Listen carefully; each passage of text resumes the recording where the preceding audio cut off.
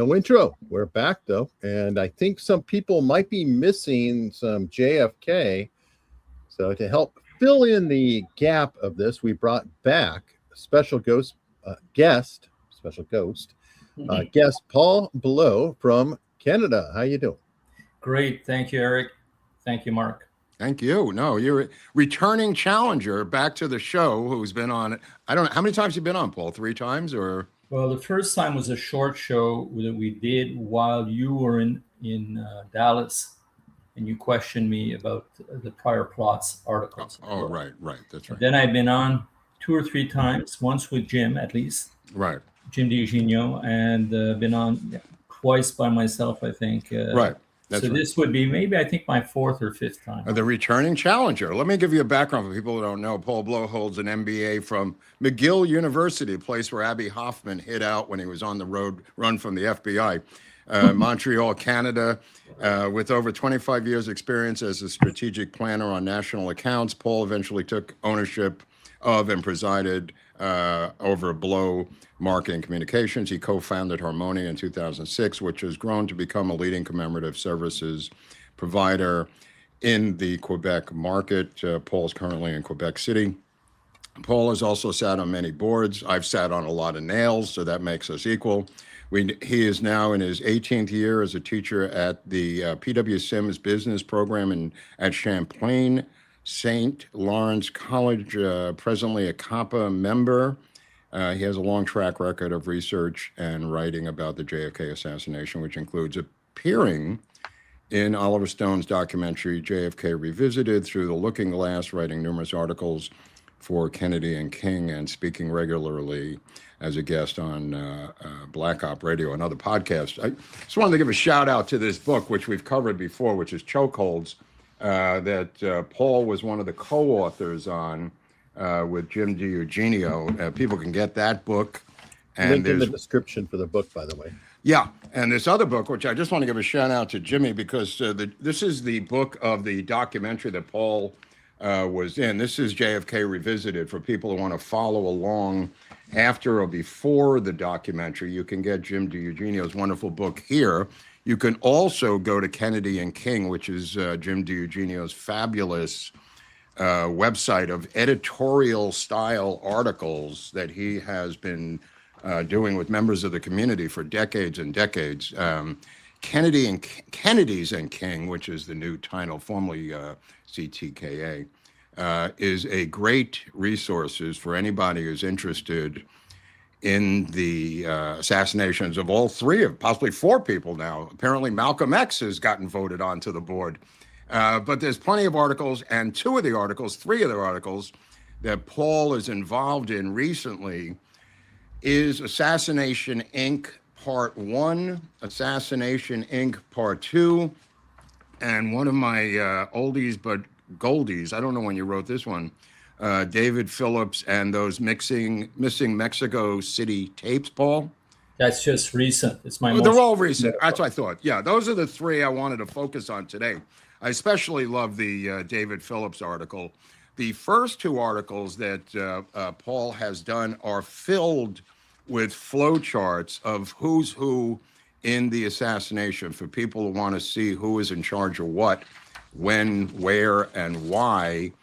You could take a look at some of these charts. I don't know if we can pull them up. It's a little small, but in the articles, at the front page of Part 2, you can see the Mexico City flow chart, right, Paul? In Part 2, yes, that's one that existed, right? Yes. You could find from, at NARA, and the other 2 org charts, okay, that I'll discuss, were actually created and put together over years by Dave Boylan. And look, I talked to him, and he's one of the premier file ferrets you'll find in the community. Right. I mean, he goes over thousands of files. So what he does is, when he finds a name on a routing slip or on a document, he'll carefully look at what title he's assigned. And, they're often cryptonyms. Sometimes they're just abbreviations. And over years, he was able to put together a quite precise I think, org chart of many organizations within the CIA in 1963. Okay, so think of that. Right. At the SAS or Task Force W org chart that we look at, and he's got the JM. Yeah, this is the one I'm looking at now, special affairs stuff, 63 to 64. And you see on the top of that chart, Desmond Fitzgerald, and to the left, Ted Shackley, who ran JMWAVE, Correct. as I recall. What I didn't know is all of these people on the right in special operations, Heckscher, Sanchez, Anderson, Rodriguez, Bolton, Carl Jenkins, Lamastre, Raul Hernandez, and Ricardo Beale. Those are all relatively new names to me. Yeah, well, here's the thing. If you look at the files, I'll give you an example. Carl Jenkins. Yeah. He was a trainer of Cuban exiles. Okay, he would be brought in, and he shows some of them how to do triangulation of fire if you wanted to remove Castro, right? And I don't know if you've heard the Whitten lead, but the Whitten lead is something about a guy called John Whitten who met up with Carl Jenkins, because Whitten had been part of the Iran-Contra, affair, and he met up with two Cuban exiles and Carl Jenkins. And they started chatting about the roles certain people played in the JFK assassination. So Carl Jenkins is one of the people he talks about. And here we can see in the org chart where we find him in special operations. Now the key thing, Mark, in that is this isn't a list Mr. Boylan received, Dave Boylan. He didn't just receive that list. Right. He actually put every name in there in boxes over years and years of time. And he recreated. Now, the skeleton of the org chart existed. The skeleton. Yeah. The names weren't in there. I've seen empty boxes in the past. Okay, now, another key thing is you saw Desmond Fitzgerald. Yeah. Now, before Desmond Fitzgerald took over, the organization was called Task Force W. Right. Which was headed by William Harvey. William Harvey. So yeah. William Harvey, as we know, during the missile crisis, he really gets under Bobby Kennedy's skin because he does a non-authorized, he organizes a non-authorized mission right into Cuba just when, things are at their hottest. Right. RFK finds out and he says, get rid of that guy. So Harvey gets exiled to Rome. Who takes over?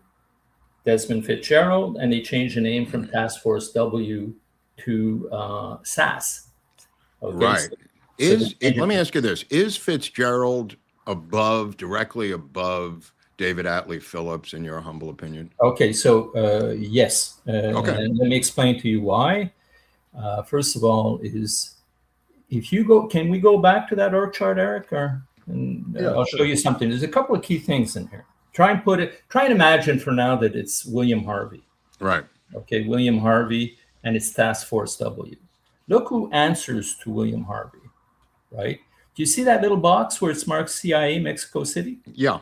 Okay, well, that's where Phillips was. Right. So that's why I was wondering why it doesn't have his name there. No, but you'll see it in the Mexico City org chart. Right. Okay, yeah. You'll see Phillips there. Yeah. And Phillips was sort of, he marched to the beat of his own drum. He answered to Win Scott. There was another guy who apparently was above him, but this guy really took his orders from Fitzgerald or Harvey.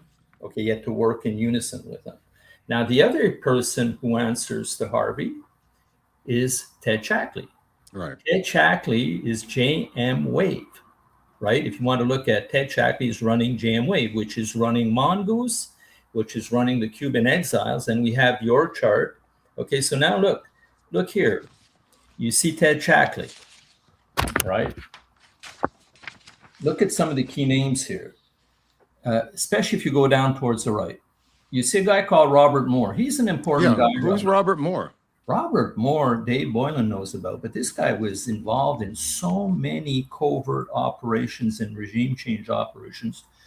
You wouldn't believe it. But the one who got the most publicity and that you can zero in an awful lot more is the guy who answered to Moore, David Morales. Oh, right? Sure. Okay, so you got David Morales. What's he in charge of? He's in charge of the operations branch. Wet works. Okay, yes, right. The guy who wrote up the Wet Works ZR rifle plan is William Harvey. Right. And the guy who answers pretty closely to Harvey is Morales, because Morales sometimes would cut through this all these lines of communication and meet directly with some of these people. Now, let's go under Morales, right? You have names like, okay, so you see a box to the left. It's called the FI section, right? Amott and Ampleton. Amott was the cryptonym for Cuban exiles involved in Operation 40, right? So the people running all the Cuban exiles that coalesced in Miami are under Morales.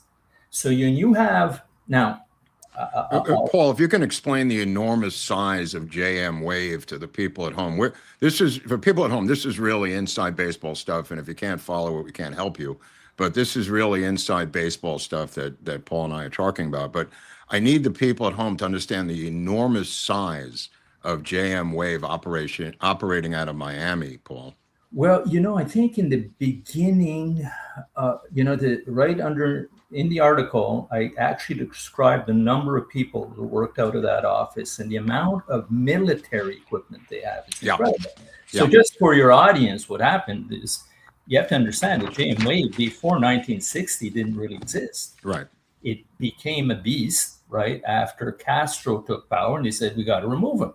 So who's going to run the Bay of Pigs? Who's going to run Operation Mongoose? We'll get a specialized team. We'll set them right down there in Miami, where we're going to use Cuban exiles as counter-revolutionaries and have them do the dirty work, if I could put it that way.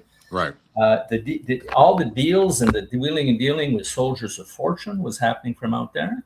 And all the relations with the mafia eventually made their way down there, because one guy who was always at JMWAVE was Johnny Rosselli. Because of his relationship with William Harvey, apparently they really were legitimate friends. Oh, totally. Absolutely. Dinners, trips, having nothing to do with assassinations. Totally. These guys bonded together as friends. Okay, so Johnny Rosselli, again, for your audience, who's he? He's the guy that's brought in by the CIA before William Harvey got involved. Right. And the CIA wanted to do an unholy deal with the mafia to bump off Castro. Why the mafia? Because people like Santos Trafficante, Mayor Lansky, even Giancana had interests, business interests. Well, it's also the same as using Corsicans out of Italy without any interest. It's the same logic, Paul. Same logic. Of using criminals who know how to do criminal shit. Exactly. So in other words, Rosselli is the North American equivalent of QJ Win. Who's QJ Win? He's that asset they would bring out to remove Lumumba, Sukarno, and others that Harvey would use. And he'd call on this QJ Win, who did not work for the CIA, and he's the guy who would spot Corsican assassins and you name it. He would also, wouldn't he also attempt to bring Sidney Gottlieb's poisons to kill Lumumba? Yes. Okay. So exactly. So Sidney Gottlieb is in the technical services division that's out of Washington. We don't see him in here. But a guy like Harvey, if they decide on a methodology to kill Lumumba, and it required silencers, poison, you name it, they call on Gottlieb to develop the poison or whatever and the delivery mechanism. So exactly, Gottlieb was involved in the Lumumba. I just wanted to read what you wrote about the size of JMWAVE. By the spring of 1962, JMWAVE employed more than 200 CIA officers. They in turn ran over 2,200 Cuban agents. JMWAVE had its own private navy of over 100 craft, including the 174-foot Rex, which we now know was an intelligence ship with electronic equipment and 40mm and 20mm cannons to protect it. CIA station also had a large number of V-20 Swift craft, which I didn't realize, and access to F-4 Phantoms, which I didn't realize. I don't know how many from Homestead Air Force Base. Very interesting, Paul. Oh no, it's huge. And here's the key thing is to try and separate the US from any action against Castro and make it deniable. What would they do? They would recruit either the mafia or they would recruit Cuban exiles that would actually be diverse, like they'd be divided into groups like the DRE, you had Alpha 66. They all were organized and financed by the CIA. But they would try and package things to say, well, you know what? Well, they did have their own fundraising capabilities, right? I mean, they were getting private funding on their own, from what I understand. They did, and more and more as time went along, because after 62, the Kennedys clamped down on all the terrorist acts, all the sabotage, because they didn't want to, go back to a missile crisis provocation. Right. So they started clamping down on the Cuban exiles, by the way, which is all part of the motive to kill Kennedy. If you take the motive to kill Kennedy, you have the motives of some of the actors. The actors, like the Cuban exiles, weren't too happy after the failed Bay of Pigs. Right.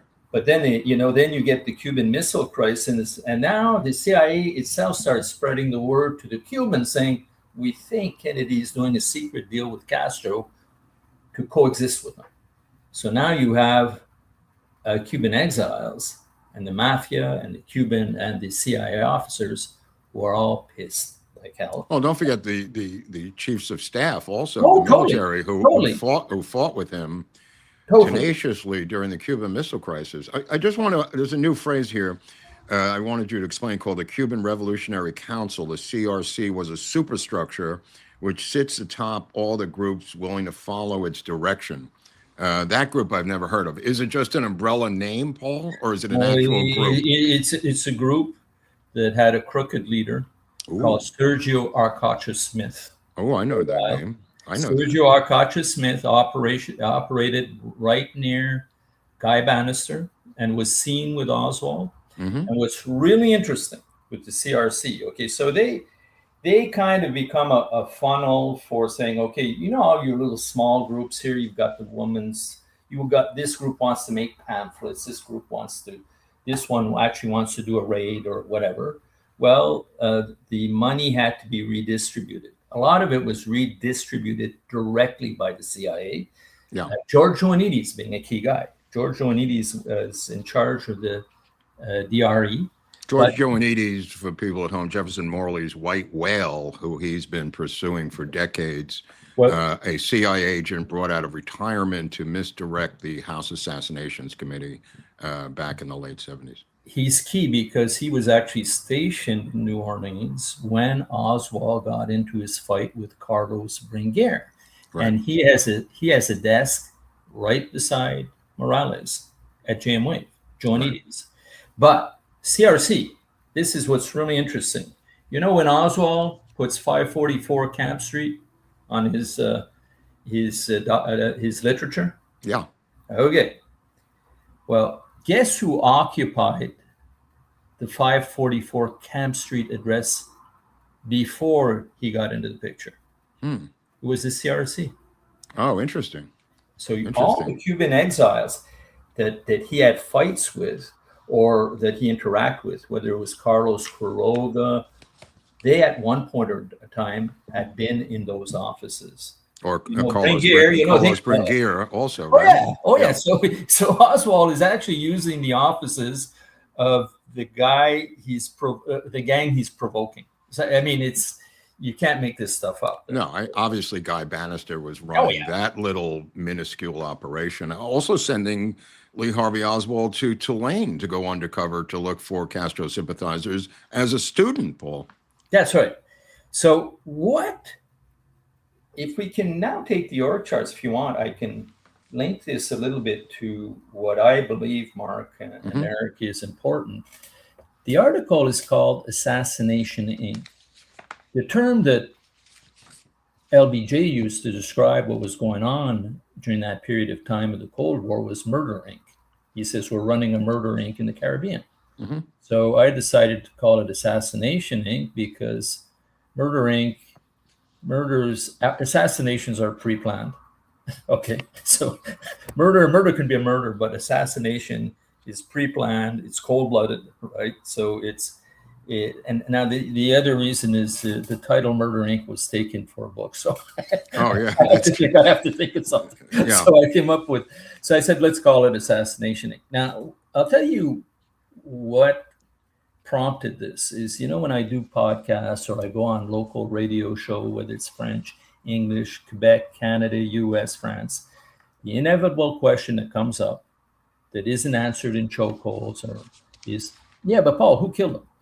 Right? Who killed him? And I finally came up, I think, with an answer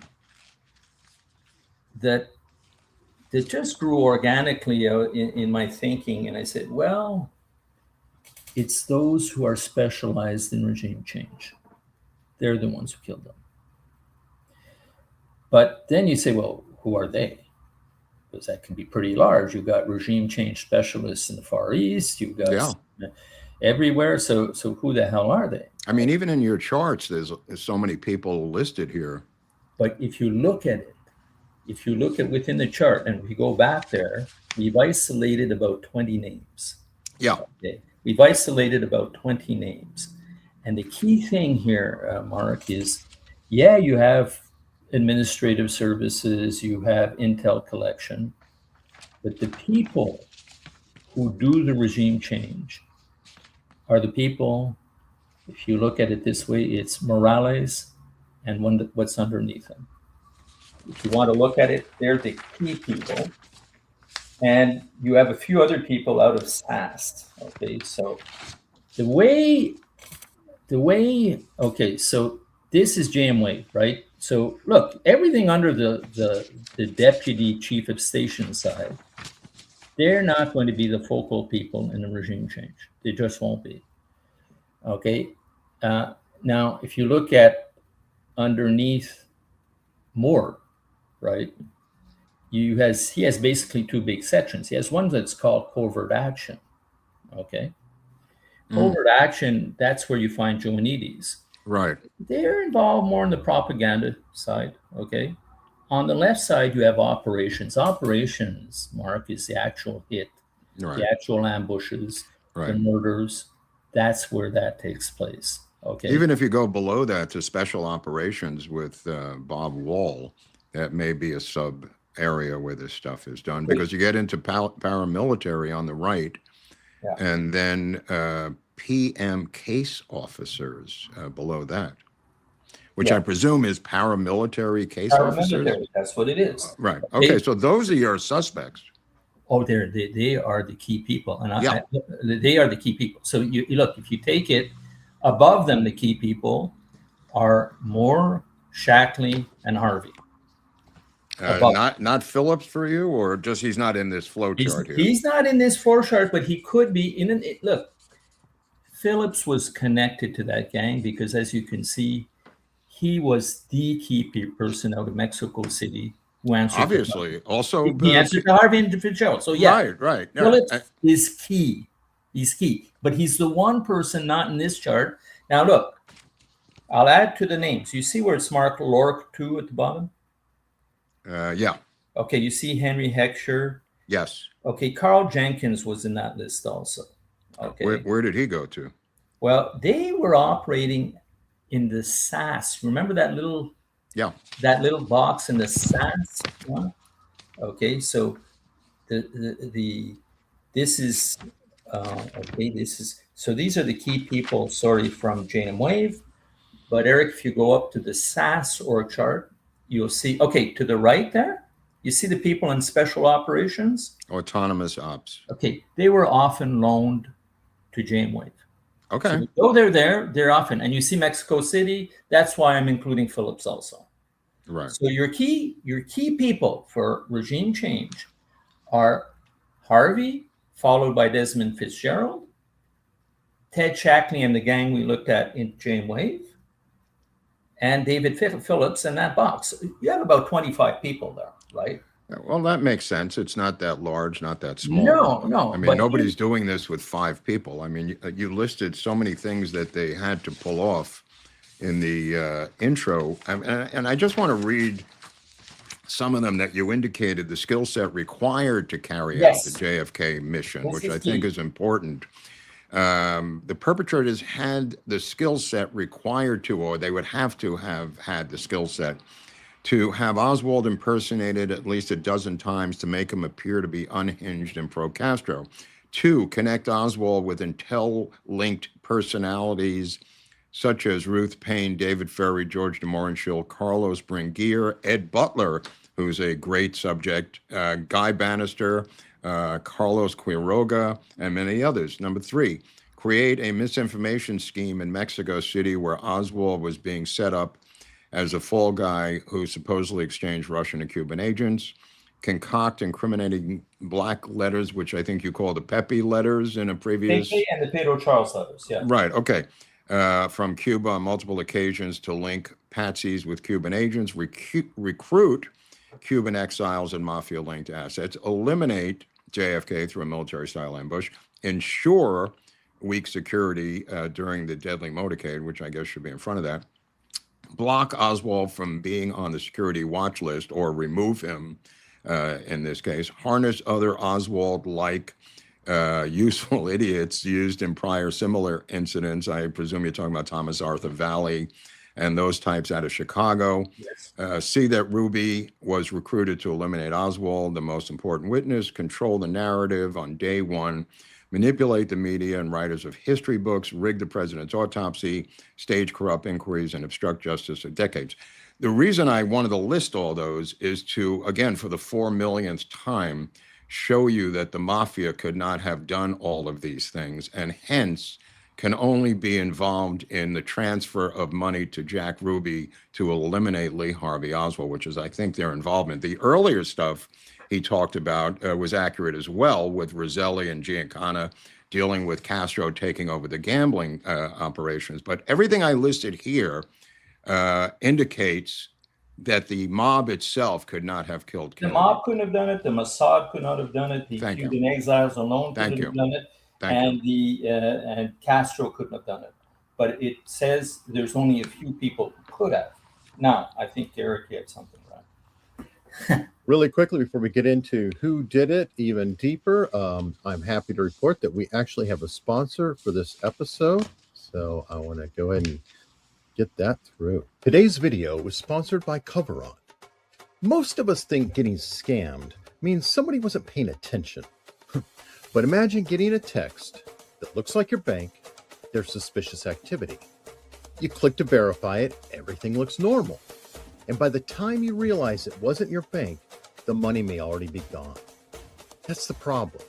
Preventing a loss and recovering from one aren't the same thing. That's where Coveron comes in. Coveron is an identity and financial protection service that combines monitoring and alerts with insurance and recovery support when something goes wrong. Coveron includes 24/7 dark web monitoring, credit activity monitoring, and real-time security alerts.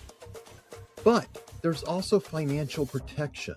Up to $10,000 if you lose money to scams or online fraud, up to $50,000 if you're targeted with cyber extortion or threats, and up to $25,000 in home title insurance, and up to $2 million for identity theft recovery costs. Tools reduce risk, insurance reduces loss. The first 100 people get 20% off Coveron with code AUS at coveron.com/AUS. That's coveron.com/AUS, code AUS, or scan the QR code you see here on the screen. And thanks to Coveron for sponsoring this video. Thank you, Coveron. Paul, can we just go back to where all these people met, which was Operation PB Success and the overthrow of our Benz in Guatemala? Oh yeah, we'll do better than that. I mean, is that their birth origin? Well, many of them, not all. Yeah. Like William Harvey. Phillips for sure. Phillips right? was there. Yeah. Morales was there. Barnes was there. That's Tracy Lee Barnes. Howard Hunt was there. Now, Hunt was there. Yeah. Who else? A lot of the big names were there. But whoever was missing eventually, like take Shackley and Harvey, they met up for the Bay Pigs. Okay, You have a great chart here, historical operations table. Yes. Which I would love the audience to actually We can zoom in on that, Eric, if you want. I can explain that. It's called the historical operations table. And what Paul has done is he's taken all of their operations on the top and the years and the characters on the left and found and checked boxes of who was involved in each one. And the box that is checked the most all the way down is Cuba, 60 to 63. But also fascinating is the 1972 boxes checked on Watergate, Paul. Oh, look, Iran-Contra is crazy. Right, and Iran-Contra, yeah. That's got a lot of them checked. If you look at the extreme right, Eric, you'll see 1984, Shackley, Rodriguez, Kleins, Jenkins. Okay. Yeah, Mark. First of all, thank you so much because you're bringing in context. Like, I hope what we've done with the key point you brought up is you listed a whole bunch of tasks, right? And you look at those tasks, and you ask yourself the question: who can accomplish these tasks? For instance, having Oswald impersonated in Mexico City, getting black letters being sent by Cubans based in Havana. Yeah. Right? Now, it's important to know that David Atlee Phillips and David Morales, they had been stationed in Cuba, right? And they knew who the people were, okay? Remind me, I have to bring up a name in the org chart called Emilio Rodriguez. You're going to find his story fascinating. Not to be confused with Felix Rodriguez. This is a different Rodriguez. No, people know.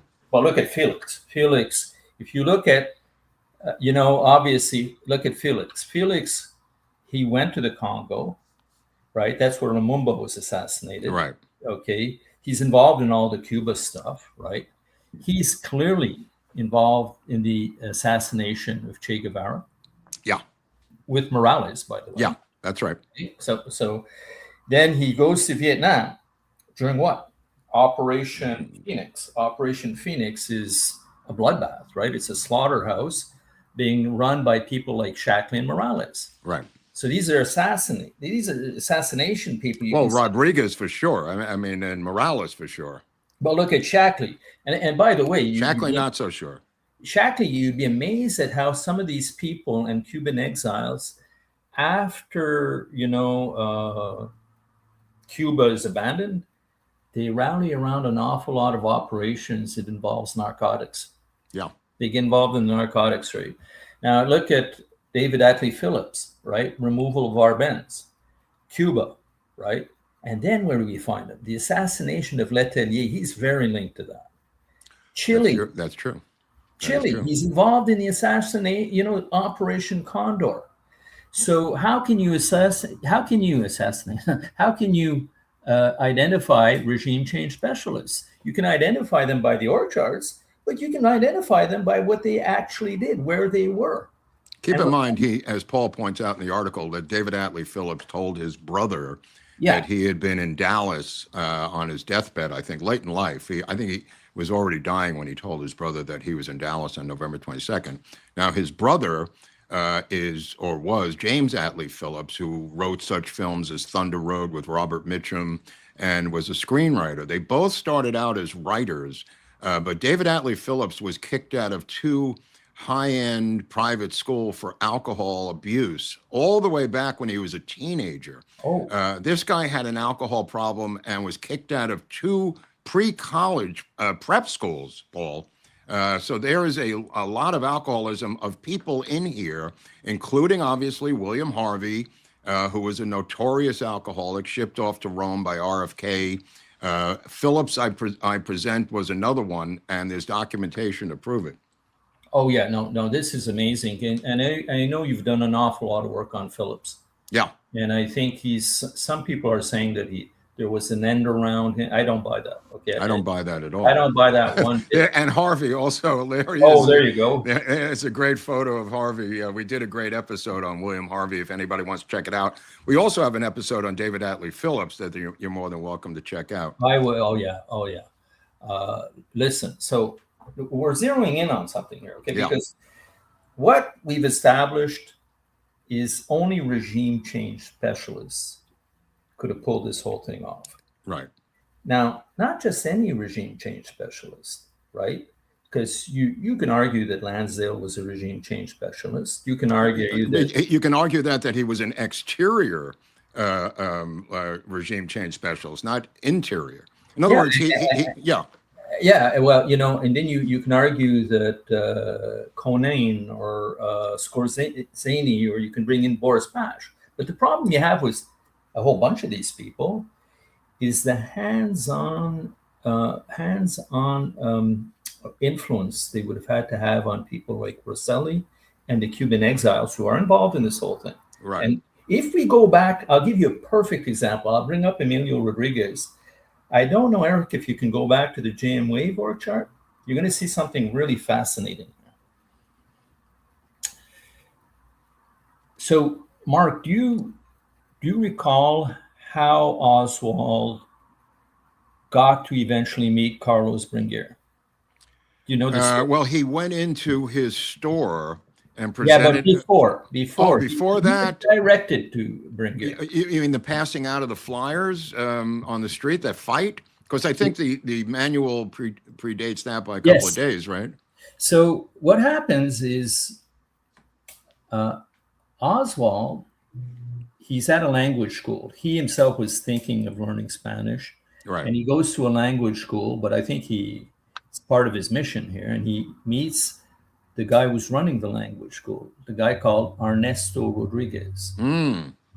Ernesto, he says, hey, look, I think I can help you Cuban exiles. I know about your camps, okay, camps in New Orleans, and I can help with the training. I have a manual, right? And so Ernesto says, well, the guy you need to meet is Carlos Bringuier. Right. That's the story of how Oswald goes to meet Carlos Bringuier. Is Bringuier the head of the DRE at this point, or? He's head of the DRE in New Orleans. In New Orleans, right. Okay. Right. And he's being run by George Joanides. Right. Who took over from David Atlee Phillips. Right. Phillips used to run the DRE. So you see the whole Mongoose DRE Phillips link. Okay, now, our friend Ernesto Rodriguez, okay, go to the org chart and look under Morales, and who's the bottom name in the left box underneath Morales? This is the JMWAVE chart, right? This is why the chart's important. Oh, here it is. Okay, the JMWAVE chart. Yeah. Who is underneath Morales? You got Amot, you've got Tony Sforza, you've got Emilio Rodriguez. Emilio Rodriguez is Ernesto's brother. Okay. Right. So neither one of them is related to Felix, though, is what I was. Right. Okay. Just so we're clear. But think of this now. Think of this. You've got Joanides, who's to the right in the covert action, who has a desk right near David Morales, who's running Bringuier. And you have Emilio, whose brother Ernesto is the guy who sends Oswald to see Bringuier. Right. Now, Ernesto Sr., guess where he shows up? He's given a mandate by the CIA to do some of the covert stuff in Mexico City. Wow. So that's a spook family. Emilio was very close to Tony Sforza. He was one of the last exfiltrees from Cuba. Now, so what I'm trying to point out here, Mark and Eric, is when we say regime change specialists, it had to be regime change specialists involved in anti-Castro operations. Let me repeat that. It's not specialists from the Far East. It's not specialists from Europe. It's specialists who are involved with the Cuban exiles, who are involved with Mexico City, right? Who are involved with the goings-on in New Orleans. So now when you go back to this chart, and Eric, can you maybe go down to the subset that it's a subset of this chart that I put in the article. Oh, I see on the next page. Yeah, And chief then the of next page, station. there's a small subset, and you'll yeah. see where I'm getting at. Robert Moore, deputy chief of station. David Morales is operations chief. And then the paramilitary on the lower right. There you go. Okay, so now try and bring you guys to this point. Suppose the green light had to come from somewhere. Suppose it's the military. Suppose it's Curtis LeMay Lemnitzer, right? The conduit, like above. I just want to just suppose, and I know a lot of people don't like to suppose this, but you mentioned is LBJ. Yeah, well, suppose there's a green light. There's influencers. We don't know exactly who said he's going to go. We don't know. There's influencers, right? But there's all of a sudden someone. The message has to go to someone who can then, right, be the focal point to get his team together and get the thing going. Right. So the way I see it, for the hit, right, the guy you're going to want on your team is David Morales. Yeah. And for the whole propaganda side, right, and the storytelling and the scenario, and that Oswald's not a lone nut, but he's pro-Castro and he's an agent to Castro. Who do you want on your team? You want Phillips. Yeah. Right. So who's going to organize that? Who can be the focal point for taking a high-level green light wish and get it going into action involving Cuban exiles, involving mafia, involving whoever you want to bring into the team? I would suggest to you that the only focal points, like if you look at it, you have to look at names like Harvey, maybe Fitzgerald, David Morales, Phillips. Other than that, you're too low on the totem pole. Yeah. You're too low. You can't go to Tony Sforza and get this organized. No. Okay, so if these people, if it isn't them, my question is, who then? So you see, that's what the org charts did for me, Mark, is that you have all these, Morales confessed to the assassination. He said, we got that son of a bitch, didn't we? You mentioned the Hunt confession. And started crying, right? You also mentioned the Hunt confession in your article. The Hunt confession says what? Hunt says, he says to his kid, in so many words, Harvey tried to recruit me to join him, Morales, Cord Meyer. And Cord Meyer, but also the mastermind of the assassination, if you're going to go with Hunt, according to Hunt, is LBJ. LBJ, and that they hired, Corsican. Let me ask you this, just off the cuff. How could you proceed with this level of duplicity without knowing the guy on top, the new guy on top, is not going to come after you? I think, look. You roll the dice, Paul, and hope that. No. You had to know ahead of time, in my view. Like, I don't think LBJ is the mastermind who called the shot. I think that it's usually military people. Right, no, you're right. The physics of it. But they're going to go and see LBJ and say, hey, Right, because logic would indicate, and I don't understand why nobody ever sees this. Do you just roll the fucking dice and hope the president doesn't come after you? It's insane. Listen, within 24 hours, LBJ puts a stop on the Dallas stuff. Right, of course. Well, everybody always says he was involved in the cover-up. I'm just talking about one logical move. You have to do that. Right. You sit there and you say, let's not tell the future president of the United States and hope he doesn't come after us. That's absurd to me. That's absurd. No, let's say I'm Lemnitzer, LeMay, whoever we suspect, okay, I'm saying, national security, this guy's no good. But if we read the captains of industry, they're saying he's a disaster. If we look at it politically, we know LBJ hates his guts because he's not he's not even going to run with him. Right. Okay, his political career is going down the tubes. So I think what LBJ knows is something's going to happen.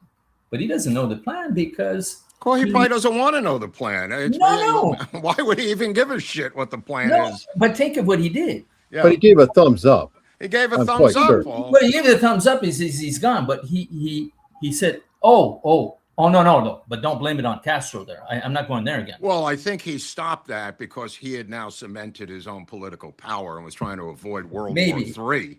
Maybe. So I don't know that he knows the details, that they're going to blame this on Castro. And his first decision is, we're going to revenge Kennedy, and you have to pull. I think he's pulling away from that. You know, a lot of it comes out of the Soviet Union and a deal LBJ makes with the Soviets almost immediately to stop saying, the Soviets are trying to prevent being linked to it by Oswald having been living in Minsk and Moscow. They go on the offensive immediately, the Soviet Union, to finger right-wing people in the United States as the conspirators of this. And what LBJ does through the State Department is gets the Soviets to agree that if we stop fingering them, they should stop also indicating that it was done by right-wingers. And LBJ says, we've got our man. This thing is over. And that what came out of the recent releases under Trump of JFK documents was the Soviet, and I think Jimmy knows about this and other people know about this, reading about the Soviet involvement and including you know, their State Department on how to interact and give a biography of LBJ, who is going to be their new guy.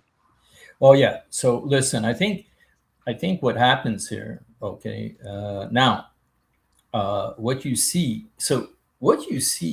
in the analysis really is you can go, you look at what was done, you say, well, the only people who can do this are people who understand how you change a regime. They know how to take out a person. Now, I think that the vessel that was used to get everything set up and people trained was AMWORLD. AMWORLD was that operation that went into effect in June 1963. And all the training, it involved the same people, Mark. You had Morales was involved in AMWORLD. David Atlee Phillips was involved in AMWORLD.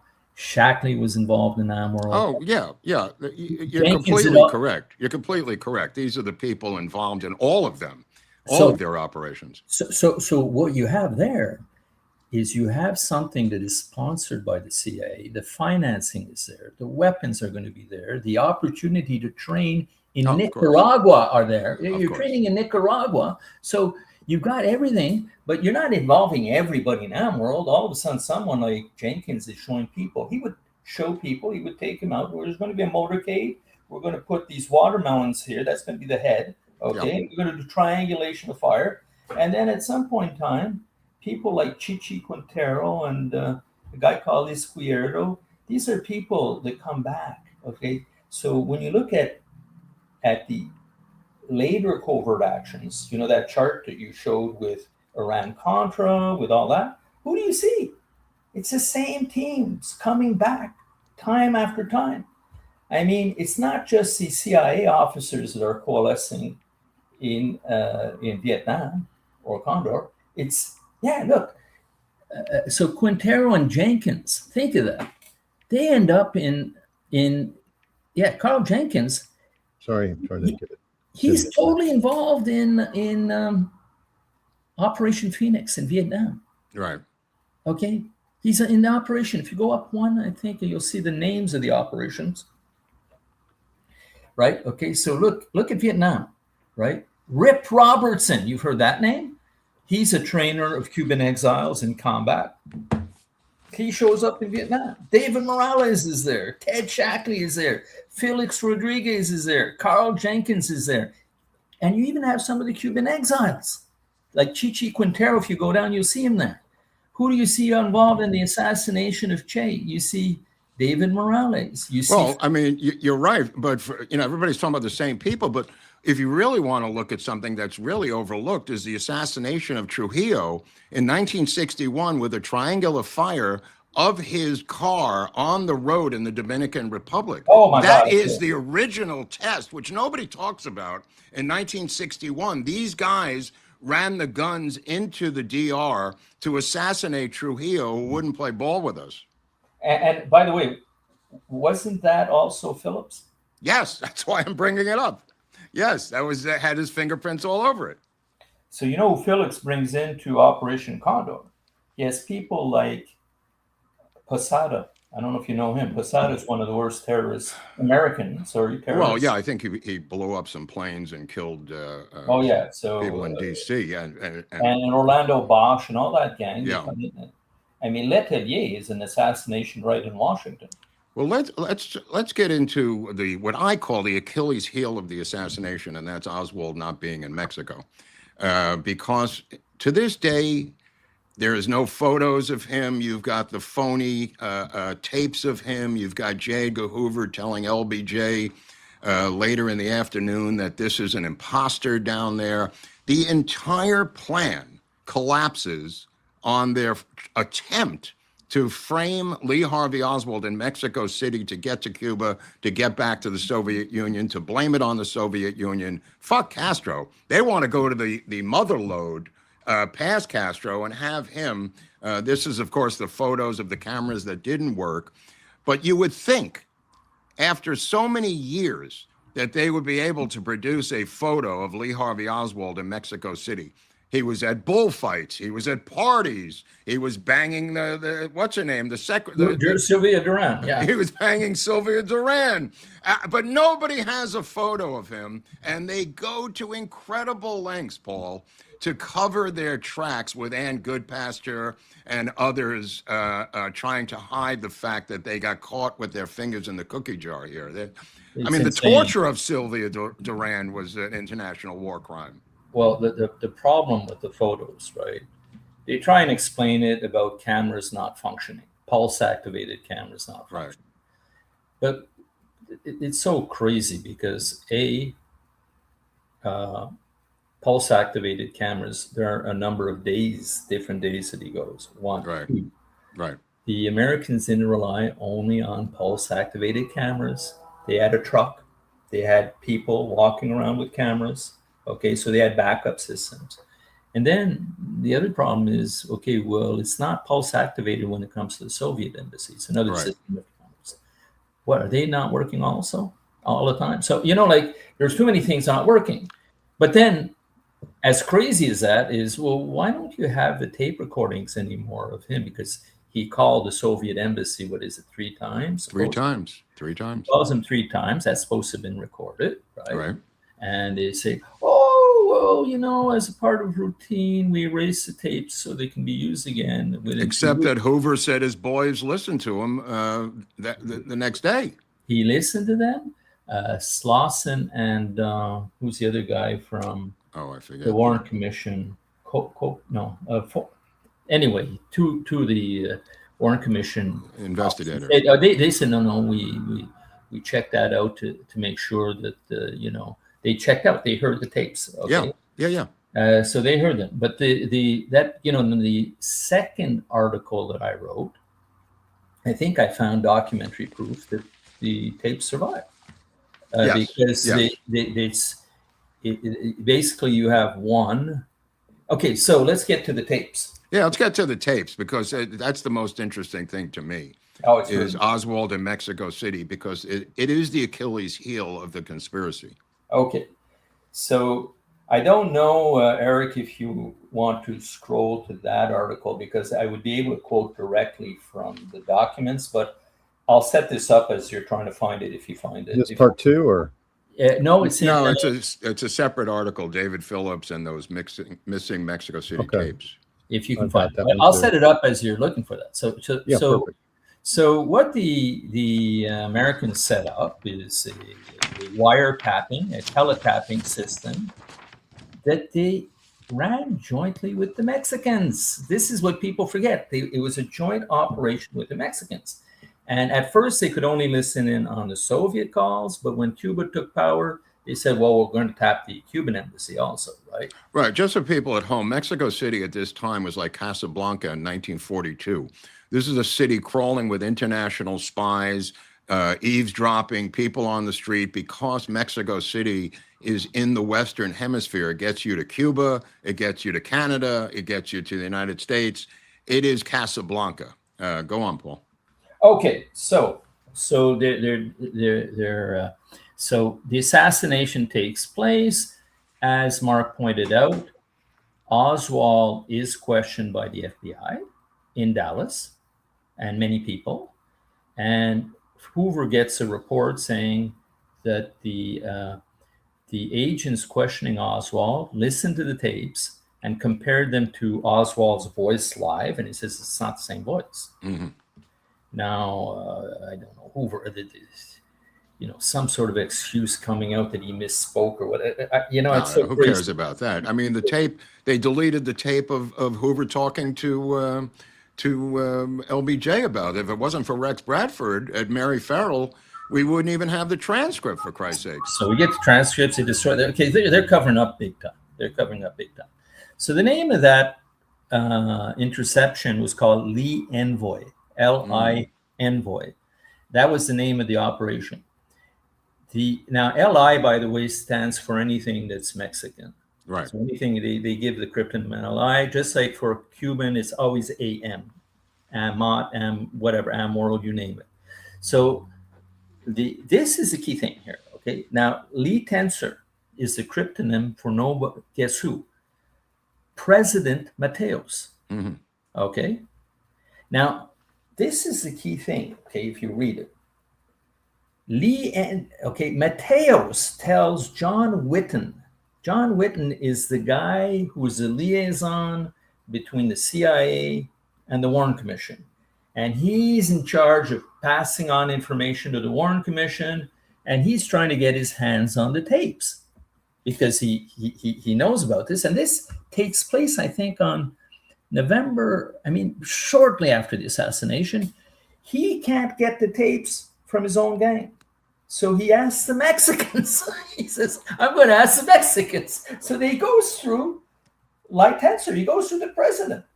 And they say LIENVOY had located call to Soviet embassy of Lee Oswald made on 28th of September. That is the crucial call because it's the one call where he says, I am Lee Harvey Oswald. He identifies himself. Okay? So believe fact that Lee Tensor aware of this contact from our joint operation and pass data to COS is important. Okay, now that's file. The file is listed. If people want to go and see the whole file in the article, they're welcome to read it. It's a one-page document. Now, this was given to me by a guy called Eli Frame. He sent it to me. I said, geez, I got the follow-up letter. I've got the follow-up memorandum. Eric, if you can bring us to the second file. Okay, and scroll down a bit because this isn't as clear. I think I have it clearer. Just keep scrolling down, and I think okay, keep going there. Okay, so now this happens in December, on December 16th. Whitten says, listen to this, please have monitors make every effort to identify voices of various Soviets to whom Oswald spoke on the telephone or who dealt with his case with Sylvia Durant. Now, by the way, the monitors are the Tarasovs. They're two Russians. Yeah.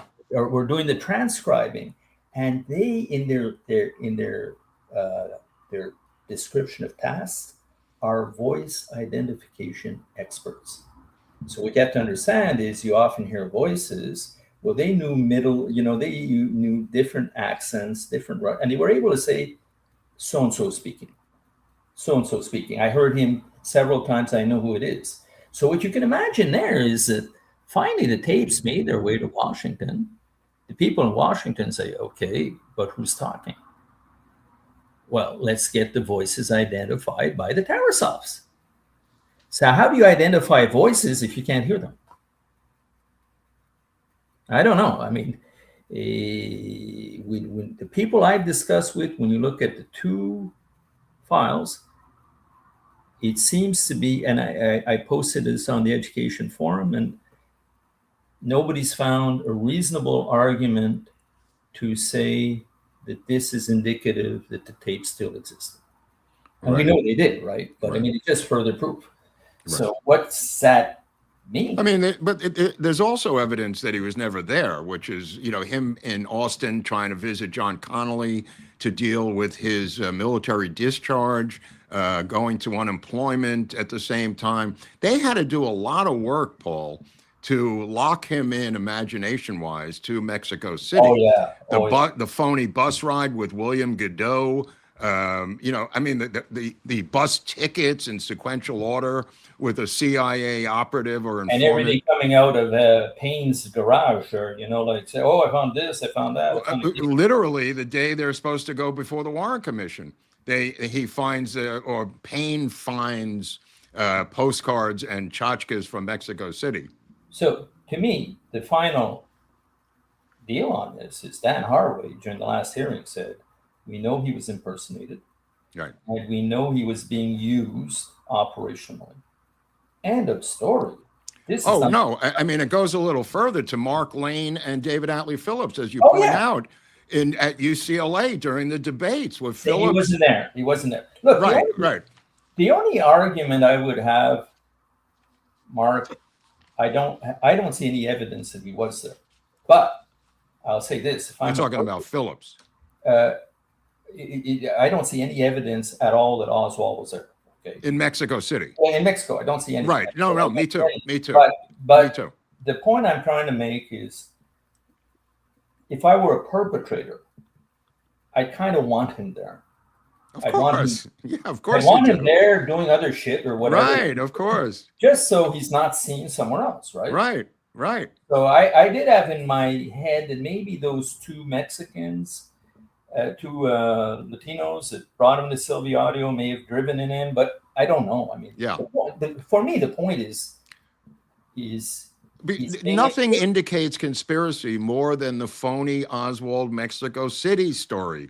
That is the Achilles heel. Okay. Because if they send phony tapes back to the States and Hoover is able to tell the president of the United States, we've got an imposter, the game's over, Paul. And what's the follow-up to that too? That's we important, don't know. right? We don't know. Phillips, all his phony witnesses and his assets saying, we saw him taking a bribe.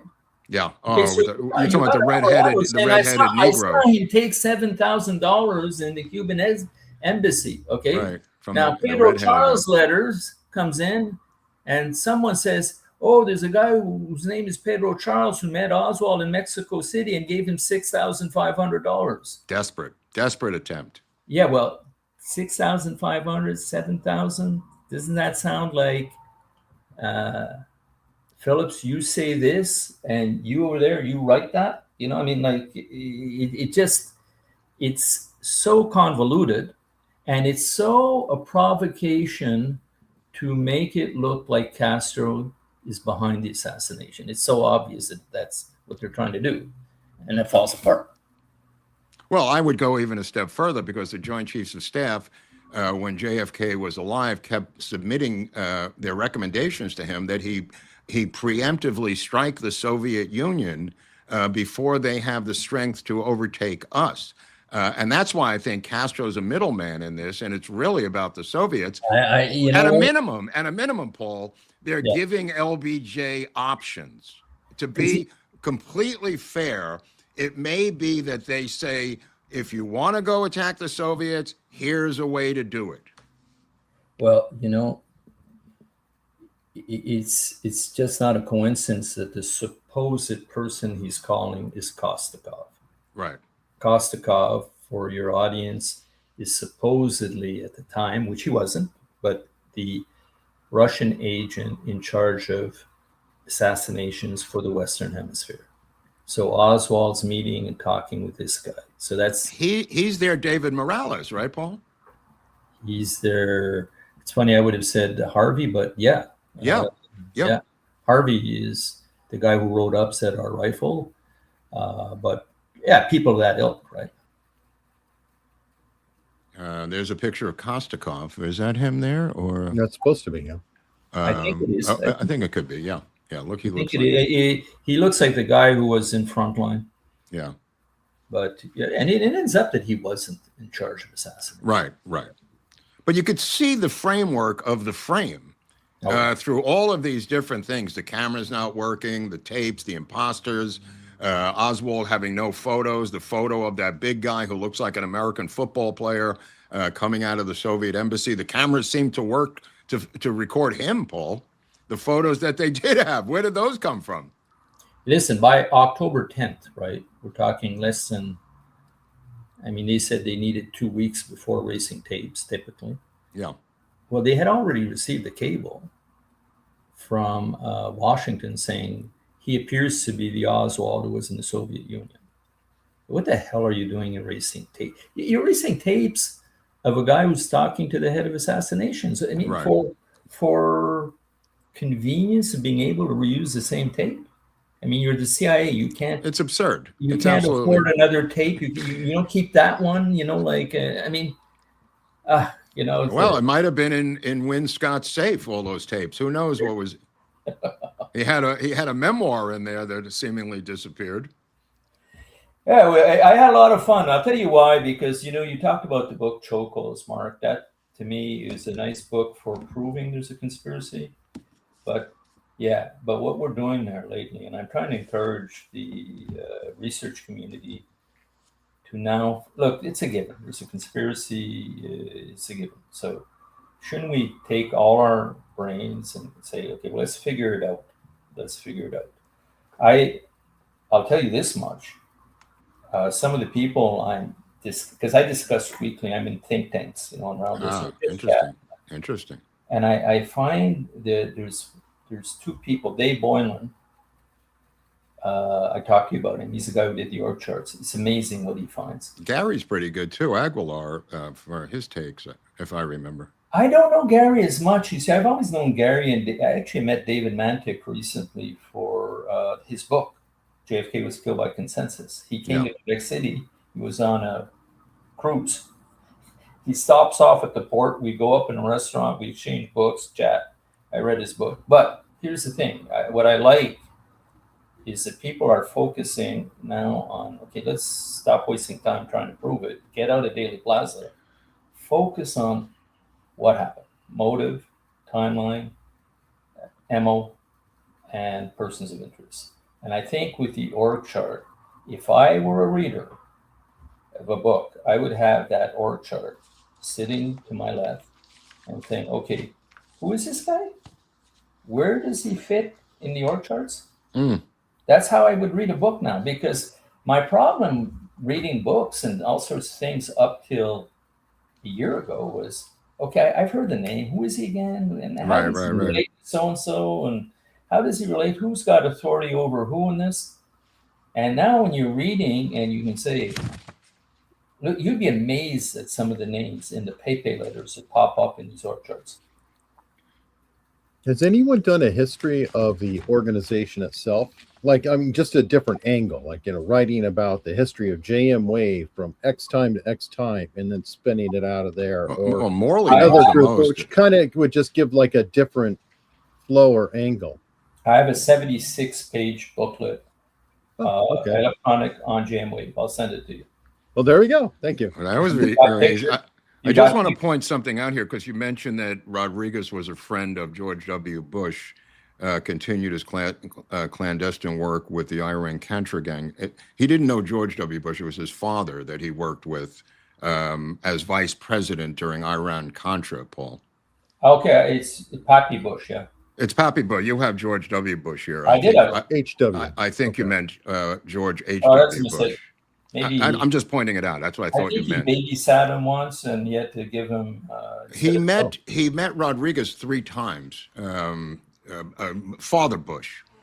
So there is a relationship, and then Rodriguez. That's a mistake. No, I was just pointing it out. No, I'll change it. Yeah, he just bragged about the relationship he had with Old Man Bush. Oh yeah, through Iran-Contra to connect more of your dots to the future. Well, is Felix the guy also who paid off Hunt?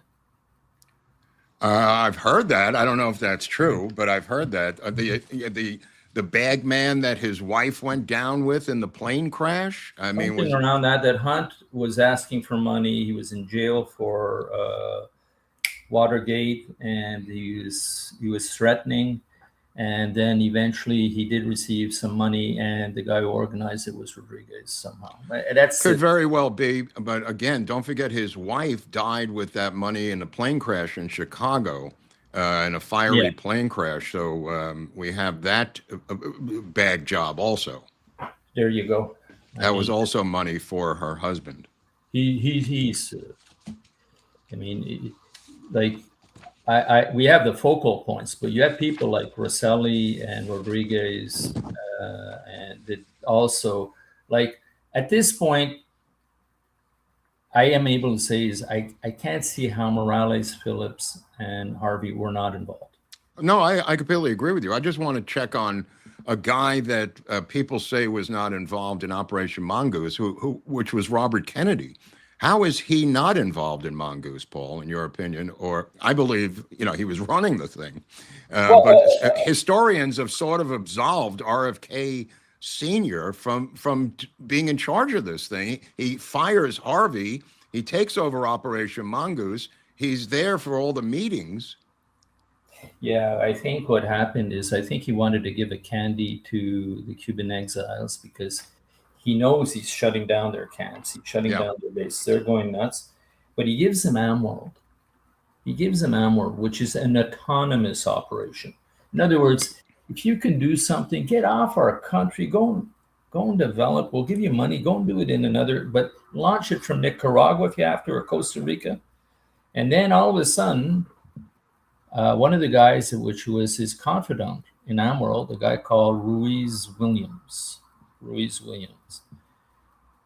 he started putting two and two together after the assassination of RFK, and he goes and he calls Ruiz Williams and he says, I think one of your guys killed my brother. So he kind of knew that, geez, in that you had all these killers assembled, you had all these people that, and like, how did they prepare? Boylan shows how the people from AmWorld that are most suspected disappeared for 2 months before the assassination. They're in Nicaragua. Wow. And then they reappear only in January or February of 1964. And I'll tell you, I think that he even identifies one of the escape means. And I can say that, there was a boat owned by AmWorld called the Joanne that left the Baltimore harbor on December 1st with nine what they called personalities who were ordered to stay under board. They were calling them exfiltrees. You see the irony? Exfiltrees. You're exfiltrating people from your own country. Right. And normally you exfiltrate someone from, from a hot zone in a foreign country. Where right. Problem. But their hot zone was the U.S. for them to call them and that's in files. It's in documents. Do you think that the recent Harvey documents indicate that he was in Dallas? I don't see how the documents do, but they seem to indicate he was in Dallas a few weeks, or Dallas Airport. Let me take that back. Dallas Airport for some connecting flight. At least that's what Morley claims, that he had a clearance where they wouldn't put his name on the ticket. He was able to fly. Oh, yeah. Okay. So the only source I have on that is the Devil's Chessboard. It's David Talbot, who says that one of his aides in Rome, who happened to be in the airport, saw him and reported that a couple of weeks before the assassination. The other thing that is that's one of the documents that they were holding on to the most is Harvey's travel documents. Right. 63. You get a 1962 fitness report for Harvey. I can't get the 63 one. Right. So I don't know what files, if any actual files that chronicle, like he was in the Keys in May. With Rosselli, you're talking about. In May 1961. Yeah. And you know what he billed his expenses under? QJ Win ZR rifle. Good idea. He bills it under that price. Well, you don't want to pay your own dinners and also take out Rosselli for free, so you got to bill it somewhere. You know what he does in July 63? he asked for and gets security clearance for Claire Booth Luce. Yeah, I saw that. What do you make of that? I mean, she is a apparatchik. Obviously, this is Luce's wife, the owner of Life magazine and Time Life, Claire Booth Luce, but she's also a close apparatchik of LBJ. Well, okay, so if you look at Operation Mockingbird, top influencer, key person. The other thing too, she was very close to the Cuban exiles. She sponsored some of those boats. And who did the Cuban exiles call when they wanted to, reveal the whole story around Oswald and that? They called her. Yeah. So I don't know. I mean, I think it's the beginning of the propaganda side of things. Say, hey, look, we're going to need your help to sell us this lemon to the American public. Or I don't know. I mean, why? Well, I mean, Life magazine does, sit on the Zapruder film for a number of years as part of. That's the least they could do.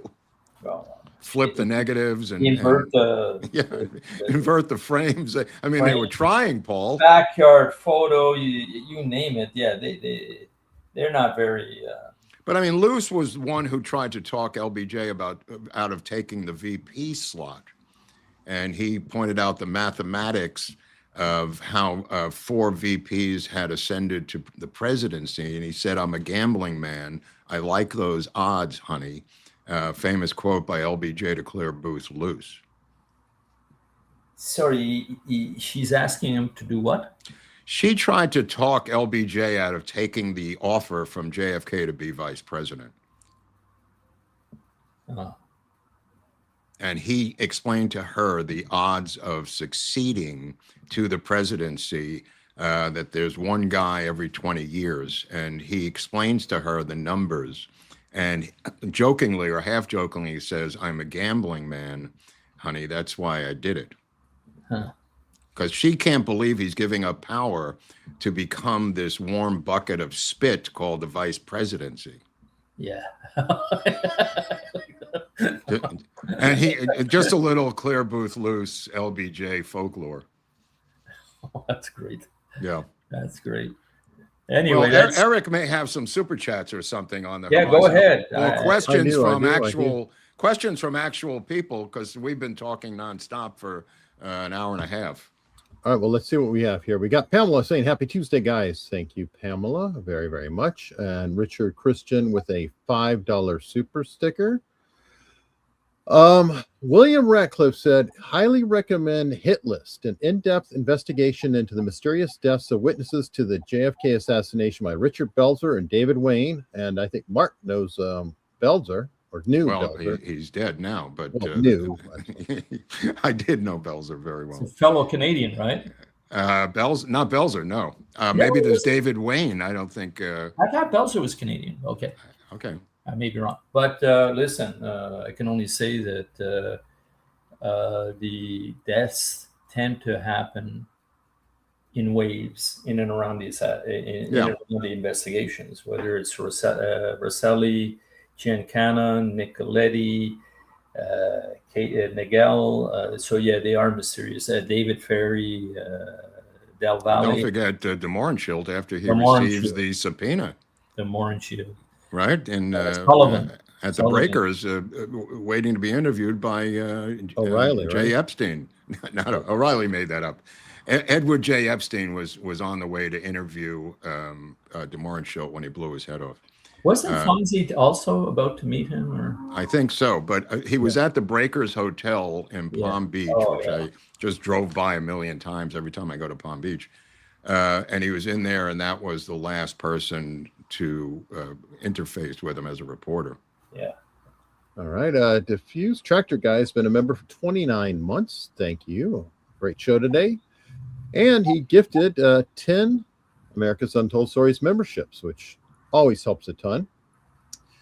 Jacob Gestatner, I don't know how to say that. Gestatner, yeah. Thank you very much. And I need to skip ahead because Dustin dropped $100 to say. Dustin's really into this stuff, Dustin, huh? Yeah, yes. He's also into the Watergate stuff. So I think right. tying that together. Oh, yeah. I think that was an that's- Easter egg for Dustin today that I That's a bet he good really one, loves. Paul. That's a good Yeah, one. you know, I'll always remember who it was. One of the earlier producers, Hewitt, no, one of the early producers of 60 Minutes. And I found It was Don Hewitt is who you're referring to. Don Hewitt, right? Yeah. I think it's him. He says, when he comes and talks, he says, it had to be a conspiracy.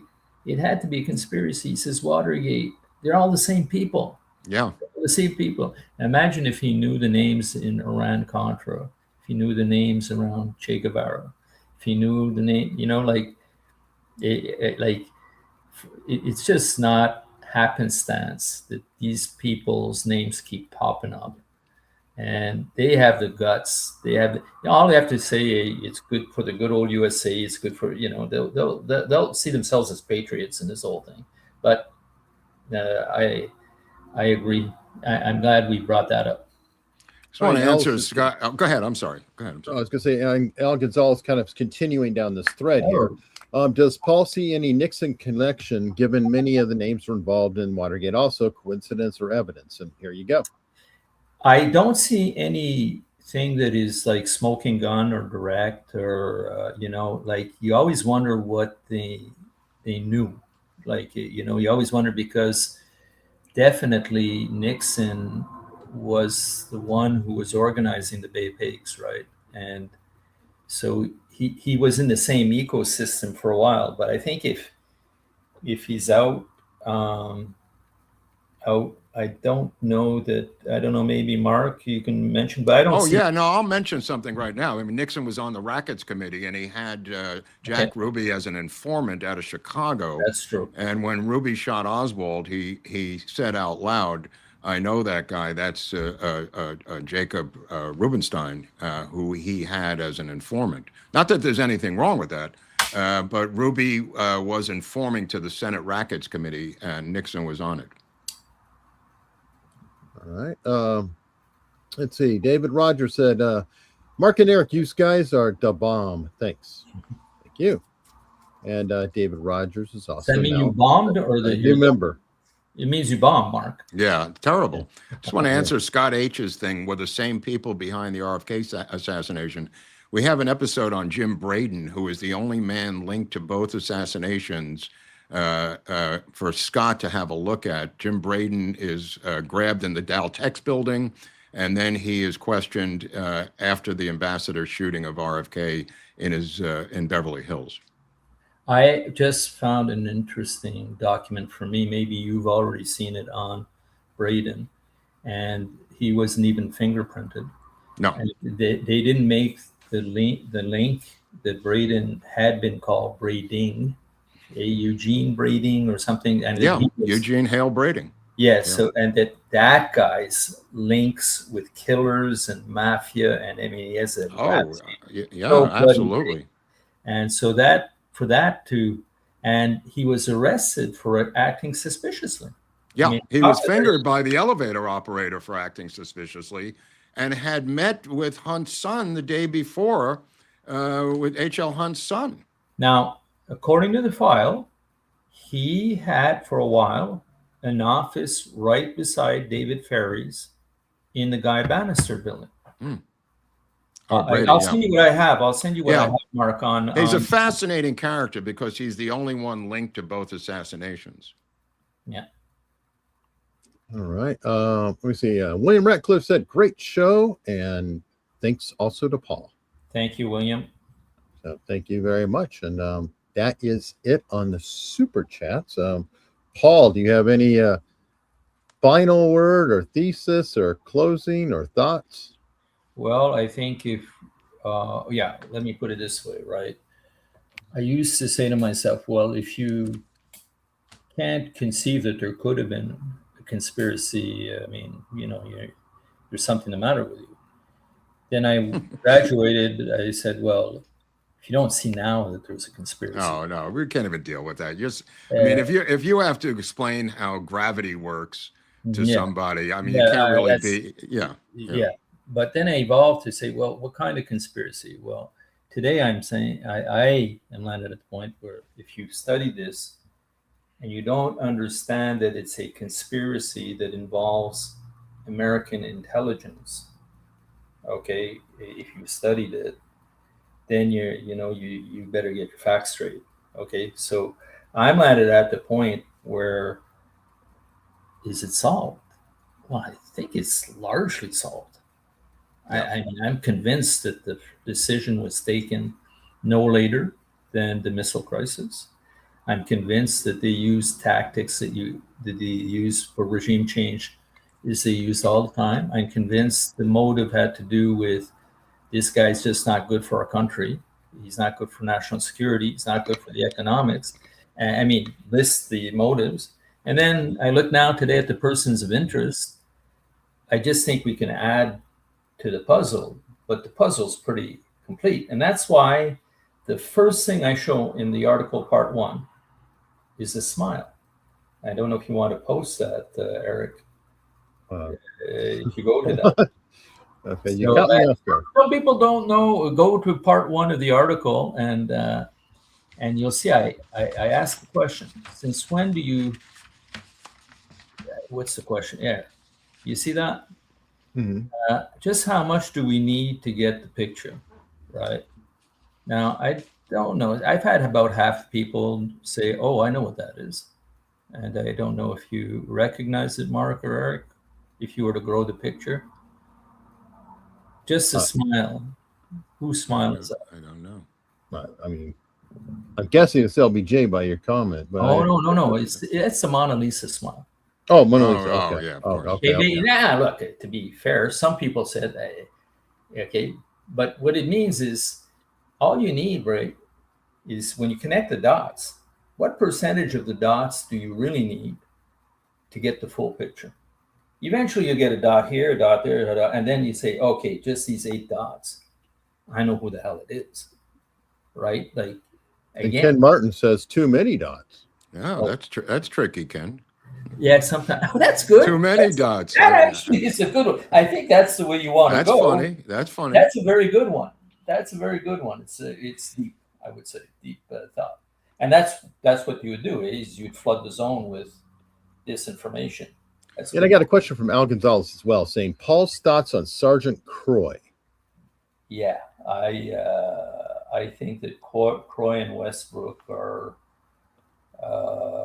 if you needed insiders in the DPD, you definitely needed Westbrook for sure. Westbrook and Croy also. Does Ruby jump from behind Croy? By the way, who's the guy who is shielding Ruby when he jumps out to kill Oswald? Maybe our friend can answer, but I think Croy, you see that when you're getting into the,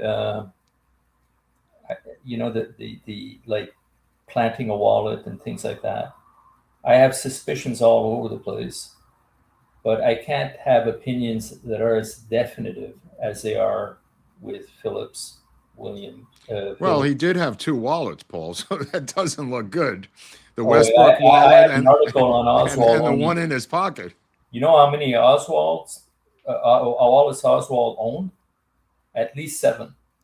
How many what? Wallets, yeah. Oh, weird. Okay, that makes sense. I have an article on all his wallets. Oh, I'd like to read that as well. Everybody can go to Kennedy's and King, Jim DiEugenio's wonderful website after the show and look up these articles, or the Education Forum, or I'm a member, and I assume Paul's a member. Well, you got to pay your dues, Paul. You got to get it together. Come on. No, I joined it recently because. Oh, okay. I've been a member for many years. I highly recommend Education Forum, where Paul puts up stuff, and so do other people, and then they debate the shit out of it. But also, if you can get Jim DiEugenio out of bed next week, it would be great to bring both of you back. Well, send me an invitation for me. Okay. And yeah. I will. I'll be happy. Let's get that fat bastard out of bed over there. It's over there. It's 150 degrees in Burbank in his apartment. So let's get him up. Let's go. Okay, I'll try and convince him not. Try to convince him, and I'll try and convince him not to wear his tank top. Right. No tank tops. I know it's 150 degrees, but we don't need Jim DiEugenio in a white The beater. tank top with the fan going. I don't want it. Well, Paul, thanks for coming by. We'll try to get this again as shortly as possible with your co-author, and we'll pick it up from there whenever we pick it up. We'll just start where we left off. You guys are great because you know your stuff. So you know, if I'm missing a point, you just fill in the blank right away, or you'll correct me on things. He knows the stuff.